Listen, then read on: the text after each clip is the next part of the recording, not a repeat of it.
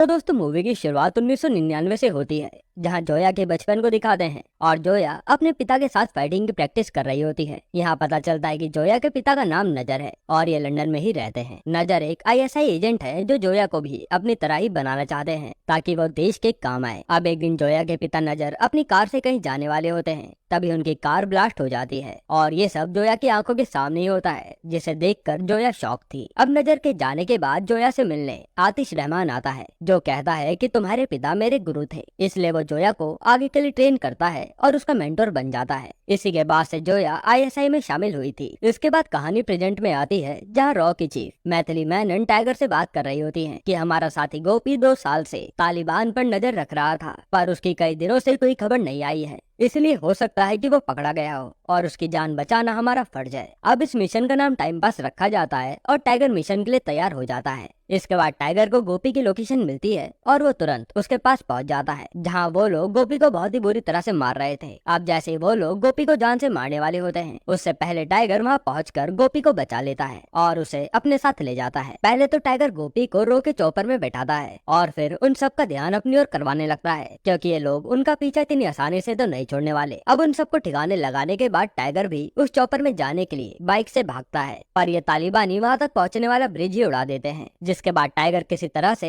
अपनी बाइक ऊपर की ओर ले जाता है और डायरेक्ट चौपर की ओर छलांग लगाकर उसे पकड़ लेता है और यहाँ से ये लोग गोपी को बचाकर इंडिया के लिए निकल जाते हैं। अब चौपर में गोपी टाइगर को कुछ सीक्रेट बताता है कि पाकिस्तान अब कुछ बड़ा करने की फिराक में है और हम में से कोई डबल एजेंट भी उनके साथ मिला हुआ है और वो जोया है। ये कहकर गोपी मर जाता है, लेकिन ये सुनने के बाद टाइगर के तो होश उड़ जाते हैं और वो सीधा अपने घर आ जाता है जोया और अपने बेटे जूनियर से मिलने। यहाँ हम देखते हैं कि टाइगर के लिए उसकी फैमिली सब कुछ है, लेकिन अब गोपी के मुंह से जोया का नाम सुनने के बाद टाइगर का शक बार बार जोया की तरफ जा रहा था। यहाँ तक कि वो जोया की हर हरकत पर नजर भी रख रहा था कि आखिर पता तो चले ये क्या क्या कर रही है। अब एक दिन टाइगर और जोया न्यूज देख रहे होते हैं, जहाँ पाकिस्तान के पीएम इंडिया से पीस की बात कर रही थी और ये सुनकर जोया कहती है कि इस पीएम को भी वहाँ की आर्मी मरवाना दे, क्योंकि वहाँ की सत्ता तो आर्मी ही चलाती है। इसके बाद टाइगर पर मैथिली मेनन का फोन आता है, जो उसे जेवरॉन नाम के आदमी के बारे में बताती है कि वो गोपी को कोई पाकिस्तान की इंफॉर्मेशन देने वाला था, पर गोपी तो अब इस दुनिया में नहीं है और जेवरॉन भी एक्सपोज हो चुका है, इसलिए उसकी जान को भी खतरा है। इसलिए टाइगर को मिशन मिलता है कि उसे जेब्रॉन को बचाना है और वो सीक्रेट इन्फॉर्मेशन पता करनी है। उसके बाद टाइगर जेब्रॉन के पास अपना पूरा हुलिया बदल कर पहुंच जाता है। वहाँ टाइगर देखता है कि जेब्रॉन को मारने के लिए तो कई सारे लोग लगे हैं और वो जेब्रॉन को हर किसी से बचाने लगता है। उसी समय वहाँ पर एक बाइक से बंदा आता है और आते ही गोलियां चलाने लगता है, पर टाइगर कहाँ चुप बैठने वाला,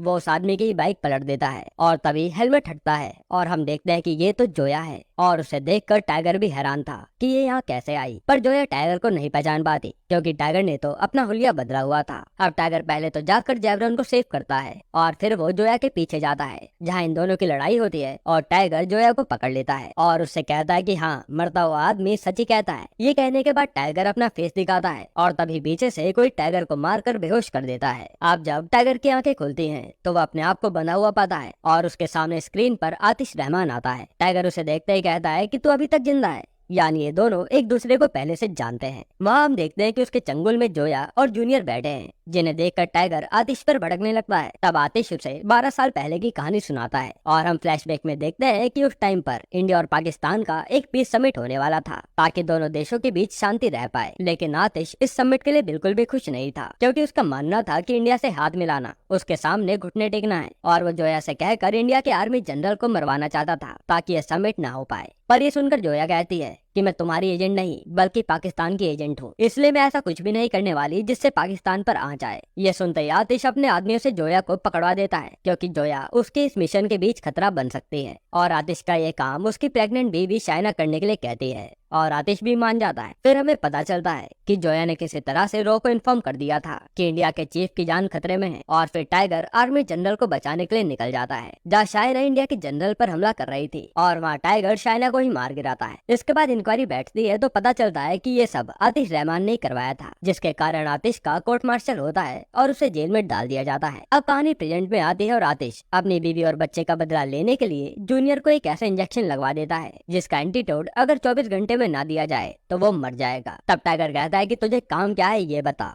मैं जूनियर के लिए कुछ भी करूंगा और आतिश टाइगर और जोया दोनों को जूनियर की जान की धमकी देकर मिशन पूरा करने के लिए भेज देता है। मिशन ये था कि टर्की से इन्हें एक ब्रीफकेस चुराना था, जिसमें क्या है ये दोनों ही नहीं जानते। अब ये काम इतना आसान नहीं था, इसलिए टाइगर अपने एक साथी राकेश को फोन लगाता है और टाइगर का नाम सुनते ही राकेश अपने दो रो के साथियों के साथ मिशन पे पहुंच जाता है। टाइगर पहले उन्हें बता देता है कि ये काम इलीगल है, इसलिए अगर तुम में से कोई भी पकड़ा जाता है तो उसका सीधा कोर्ट मार्शल हो सकता है। लेकिन वो लोग कहते हैं कि टाइगर भाई, आपके साथ मिशन की अपॉर्चुनिटी हम कैसे छोड़ सकते हैं। इसके बाद जोया उन सबको ब्रीफकेस चुराने की प्लानिंग बताती है, जिसको इन्हें सिर्फ 15 घंटे में चुराना था। माँ जोया बताती है कि ब्रीफकेस का लॉक सिर्फ चाइनीज आर्मी की लेडी की आंखें खोल सकती है, जो फाइट में इतनी माहिर है कि उसके सामने कोई भी नहीं टिक पाता। इसलिए वो प्लान बनाते हैं कि टाइगर उस ब्रीफकेस के बॉल तक जाएगा और जोया एक स्कैनर से चाइनीज लड़की की आंखें स्कैन करके भेज देगी, जिससे ब्रीफकेस उनके पास होगा। अब एक तरफ तो जोया किसी तरह से बचते बचते उस लड़की तक पहुंच जाती है जो वहाँ पर मसाज ले रही थी, और दूसरी तरफ टाइगर छत से बॉल्ट के अंदर चला जाता है। अब वहाँ पर किसी तरह से जोया उस लड़की की आंखें स्कैन करने लगती है, लेकिन इन दोनों के बीच भयंकर लड़ाई शुरू हो जाती है, जहां पहले तो वो लड़की जोया पर खूब भारी पड़ रही थी, पर अंत में जोया उसे मार गिराती है। और इधर टाइगर भी सिक्योरिटी को मारकर बोल्ट के पास आंख के स्कैनर का इंतजार ही कर रहा था। अब जैसे जोया स्कैनर भेजती है, टाइगर उसे अनलॉक करके ब्रीफकेस निकाल लेता है। फिर जैसे ही वहाँ पर सायरन बजकर आर्मी वाले आते हैं तो टाइगर वहाँ पर धमाका करके वहाँ से भाग निकलता है। इसके बाद टाइगर को लगता है कि ये मिशन तो पूरा हुआ, पर किसी ने तो वहाँ की पुलिस को पहले इन्फॉर्म कर दिया था और सारे पुलिस वाले अब टाइगर के पीछे लग जाते हैं। तब टाइगर एक जगह पर अपने साथी करण को ब्रीफकेस देकर उतार देता है कि इसे जोया तक ले जाओ, और वो जाकर उन पुलिस वालों को भटकाने लगता है, लेकिन फिर भी उसे चारों तरफ से पुलिस वाले घेर लेते हैं और टाइगर भी चुपचाप सरेंडर कर देता है। इधर जोया उस ब्रीफकेस को लेने के बाद सीधा आतिश के पास जाती है और पूछती है कि इसमें क्या था जो इतना बवाल हुआ। तो वहाँ पता चलता है कि चाइना ने पाकिस्तान को कुछ मिसाइल्स दी थी, जिसका कोड इसी में है, और आतिश का प्लान था कि पाकिस्तान इस चीज के लिए हिंदुस्तान को गुनहगार मानेगा और फिर दोनों देशों के बीच मामला गर्म हो जाएगा। ये सुनकर जोया के होश उड़ जाते हैं कि उन्होंने ये क्या कर दिया। हालांकि जोया का जूनियर तो अब सेफ था।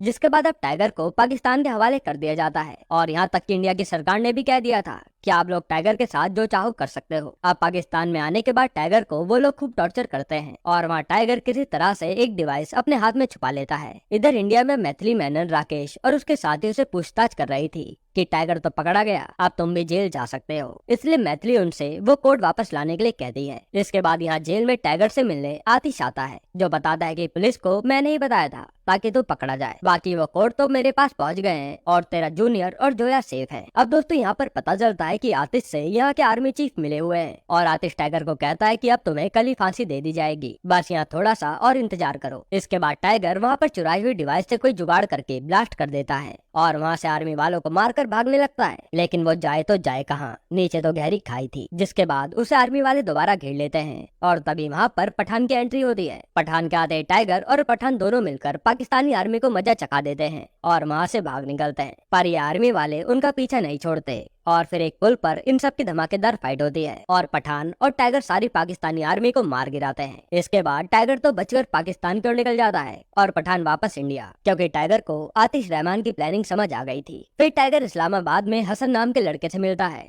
जिसके बारे में पता चलता है कि ये तो वही लड़का है जिसे टाइगर ने एक द टाइगर मूवी में बॉम्ब से बचाया था, और टाइगर और जोया दोनों हसन की पढ़ाई का खर्चा उठा रहे थे। अब हसन जो बड़ा होकर हैकर बन चुका है, वो टाइगर की बात जोया से करवाता है, और वह टाइगर देखता है कि जोया के साथ राकेश और उसके दोनों साथी तो है ही, बाकी दो आईएसआई के एजेंट भी हैं जो कि जोया का साथ ही दे रहे थे। वह टाइगर उन्हें बताता है कि आतिश रहमान बहुत बड़ी प्लानिंग कर रहा है, वो सरकार का पूरा तख्ता पलटी करना चाहता है ताकि वो वहाँ का पीएम बन पाए। ये सुनने के बाद सब लोग समझ जाते हैं कि अगर आतिश पाकिस्तानी गद्दी पर बैठा तो वॉर होने से कोई नहीं रोक सकता। तब टाइगर कहता है कि कल 14 अगस्त है, यानी पाकिस्तान का आजादी का दिन, और उसी दिन पीएम को वहाँ का आर्मी चीफ मार देगा, जिसकी जगह फिर आतिश रहमान लेगा। इसलिए हमें किसी भी हाल में पीएम को बचाना है। अब इसके बाद ये लोग अपनी नई आईडी बनाते हैं और अगले दिन पीएम हाउस में बावर्ची बनकर चले जाते हैं। अब ये सब अपनी अपनी पोजीशन लेकर खड़े होते हैं। तब वहाँ पर टाइगर सीधा पीएम से जाकर मिलता है और उन्हें सब कुछ बताता है कि आपको मारकर आतिश रहमान गद्दी पर बैठना चाहता है। पहले तो पीएम को विश्वास नहीं होता, पर जैसे ही उन्हें गोली की आवाज आती है वो मान जाती हैं। असल में उसी समय वहाँ पर आर्मी चीफ भी आ चुका था